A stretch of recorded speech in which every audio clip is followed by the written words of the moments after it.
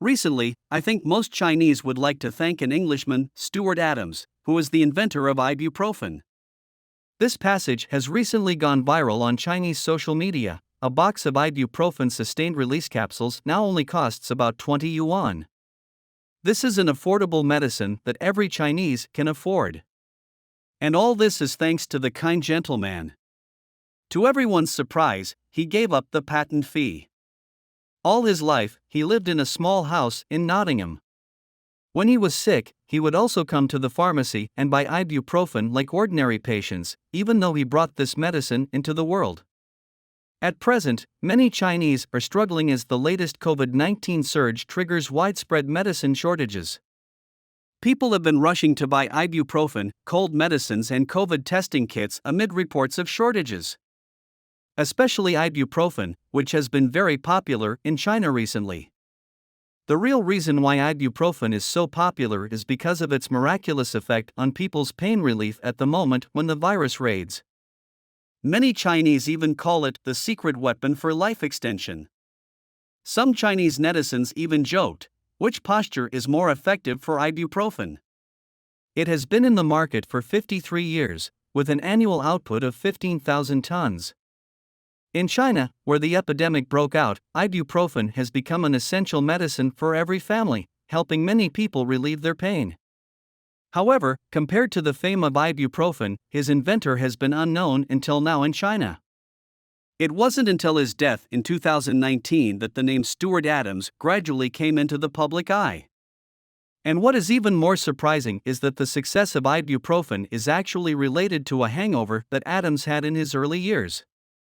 What is going on? Hi. Welcome to Hot Topics Time.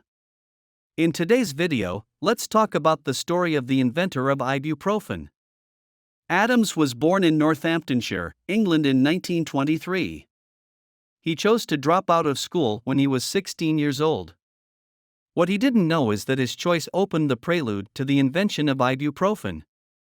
After leaving school, Adams first came to the pharmacy of the Boots Company in the UK as an apprentice, but he found that selling drugs was not what he was interested in. Instead, he seemed more enamored of chemistry and pharmacy-related work. So 3 years later, with the sponsorship of the company, Adams successfully entered the University of Nottingham to study pharmacy and successfully obtained a bachelor's degree. He later completed a PhD in pharmacology at the University of Leeds. In 1952, at the age of 29, Adams chose to return to Boots and engaged in research and development-related work. One of the tasks he was assigned at the time was to find a new nonsteroidal anti-inflammatory drug for rheumatoid arthritis patients. This search took 10 years. Although experienced numerous failures during the period, four compounds have reached the stage of clinical trials. But they were eventually cancelled because they still showed side effects during the treatment. Around the end of 1959, the team started another research line of thought. Through research in this way, the team members found that the reason why the previous compounds have a large number of side effects is that they are absorbed in large quantities by various tissues of the body. So the team tweaked the compound, chemically changing acetic acid for propionic acid. After the research, it was found that such an adjustment would allow a very small portion of the compound to be absorbed by the body, thereby greatly reducing the side effects of the drug. And ibuprofen is one of them. However, the subsequent success of ibuprofen was inseparable from Adams' experience of a hangover. He had a very important conference speech at the time, but he had drunk too much alcohol with his friends the day before and woke up the next day still hungover and with a headache. In order not to affect his speech, Adams decided to take 600 milligrams of ibuprofen compound to try. But what he didn't expect was that the effect was surprisingly good. This unexpected discovery made the team very excited, and they immediately advanced the research on it, and soon after, ibuprofen passed the clinical verification. In 1962, the Boots Company applied for a patent for ibuprofen. After a 7-year wait, in 1969, ibuprofen was finally approved in the UK as a prescription drug. By 1983, because patients had been in a relatively safe state when using ibuprofen, it was approved as an over-the-counter drug. Later, ibuprofen began to be promoted and became popular all over the world. Statistics show that a box of ibuprofen is sold every 3 seconds in the United States. So, how does ibuprofen work in human body? When we swallow a capsule of ibuprofen, it first enters the stomach, where stomach acid dissolves the ibuprofen capsule shell. The released ibuprofen molecules will enter the small intestine, the second station, through the intestinal wall and enter the hepatic portal vein of the vascular network. Then it reaches the liver at the third station, and a small part of ibuprofen will combine with the liver drug enzymes in the liver, thus losing its analgesic properties. Most of the ibuprofen will survive, enter the body's circulatory system, and follow the blood to find the location that caused your pain. Next is the time for ibuprofen to show its talents.